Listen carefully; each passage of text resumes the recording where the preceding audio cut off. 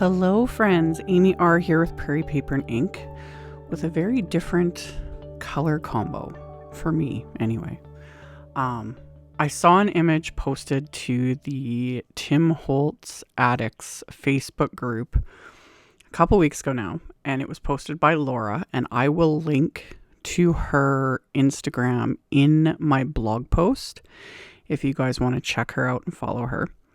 But she had posted this image of backgrounds she'd created with 2 Distress Oxide sprays on watercolor. And it was gathered twigs and hickory smoke. And I don't know why, I just loved it. Like, I took a screenshot of it and I saved it and it was in the back of my head. And I had to sit and just see what I could do with it, because I would never think to use these 2 colors like alone, just like this. I'll use them with all the other things and rainbow.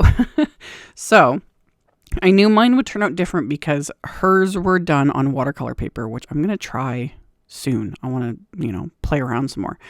But I'm using regular, just mixed media heavy stock and not the white, the cream heavy stock, because I wanted a smooth paper that I can stamp on, because I knew I was going to stamp and I knew what image I was going to stamp.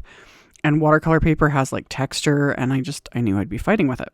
So this gives a very different look, but I still love it. So all I had done was put that mixed media heavy stock in my splat box. I sprayed that hickory smoke and the gathered twigs, and I'd sprayed the cardstock with water first. That's why you get that more smooth look to it. And I was just kind of moving it around a little bit. Like, this is in real time. I haven't sped this up at all yet. And the way the colors kind of interact, and then when it dries, it looks completely different. Like, this is what I say when I'm like, experiment, create backgrounds, have fun with it, because things just are different. I never would have done this if I hadn't have been inspired by the images she posted. So I did this twice, because why not? I got everything out. So sprayed it with water, sprayed those 2 oxide sprays, moved it around, added a bit more water just so I got that smooth finish again. And yeah, you don't need every color under the sun. This says the person who owns every single color of distress, anyway, you don't though.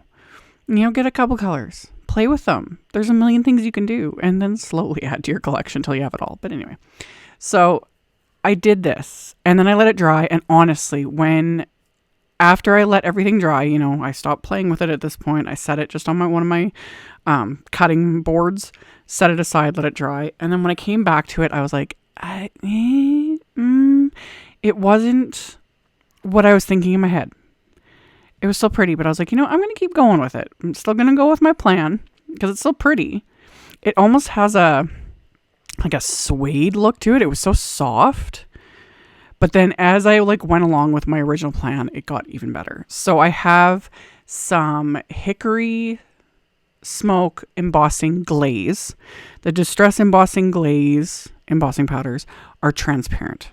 So colors will show through them, that sort of thing.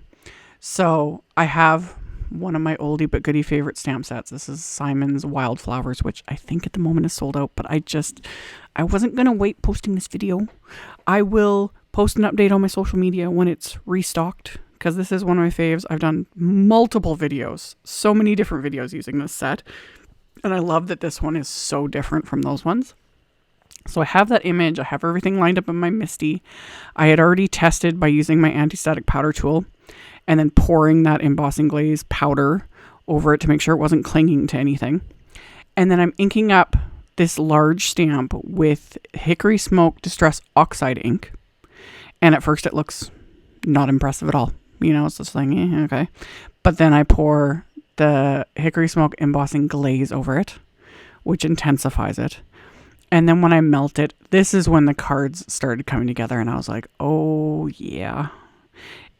That's why I called this golden hour. That's literally what it made me think of. It's so not as intense, cause especially with these images, I like to heat emboss them, stamp them in black. I've done them in gold. I've done all different sorts of colors, but the hickory smoke just, chef's kiss. Anyway, I did this with both panels. I could have used the other image from the set, but honestly, I just decided to keep it a little bit simpler on myself and just use the same image twice. But same thing. I put the panel into my MISTI, and then I heavily coated it with my anti-static powder tool, inked up the stamp with that Hickory Smoke Distress Oxide ink, and then stamped that onto the background.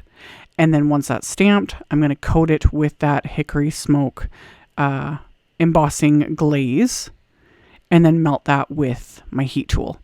So then once that's done, of course I'm going to add some splatter. I had been thinking about, splatter and all that. I wanted to do that after I did the stamping and heat embossing because I didn't want the embossing powder to cling to any of the splatter because that can happen sometimes. So I put these backgrounds into my splat box, and then I used my Zig gold mica liquid that I've shown in tons of recent videos. Like, I'm obsessed with this stuff. My Gonzai Tombi Starry colors, those gold watercolors that I've used a million times in videos, those work just as well. So shook that up really well to disperse all the pigment, and then I used my fan brush and I just added a nice little splatter of gold onto both of these backgrounds.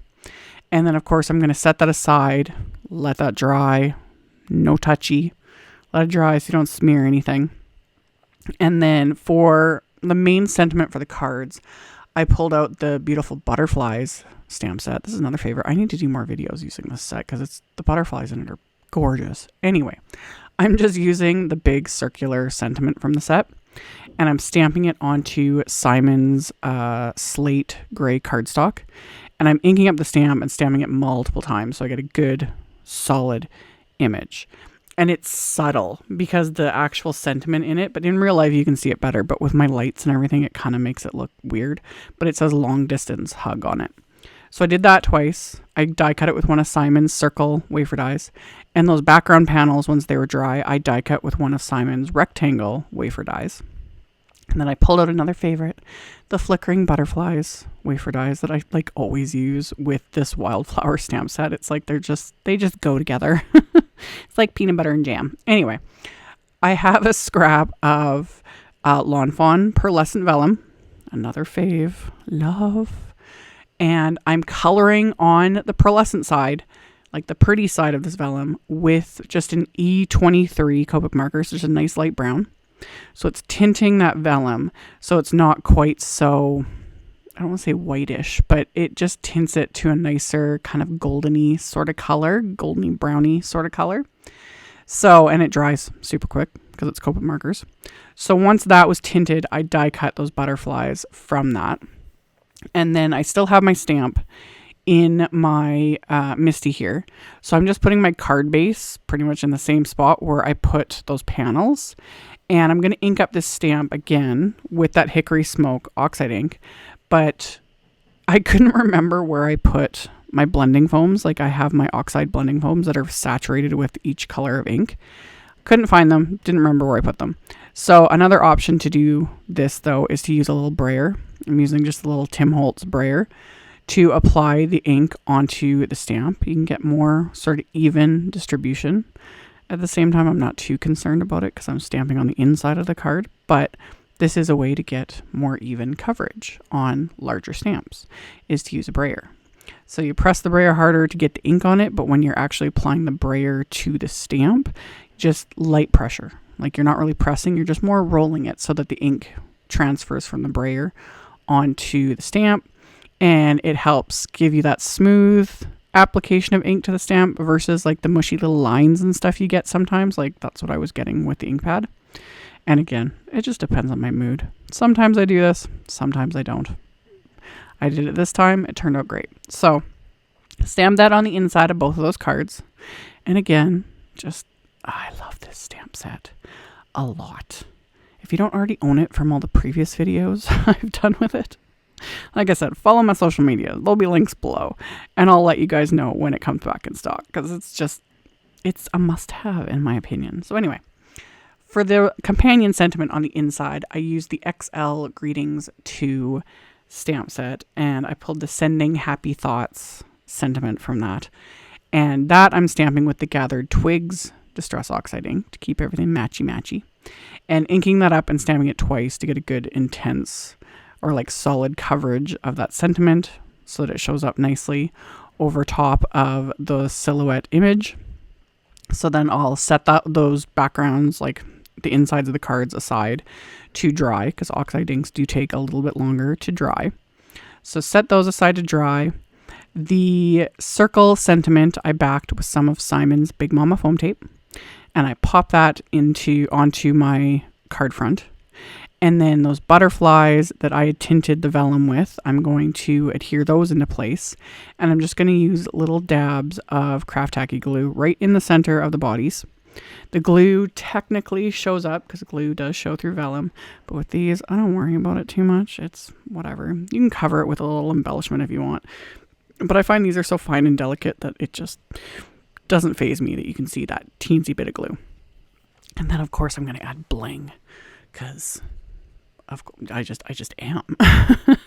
So I have three sets of bling here, and they're perfect. They were Studio Claudia dark chocolate pearls, love, cafe au lait pearls, also love, and vintage shimmer pearls, again, love.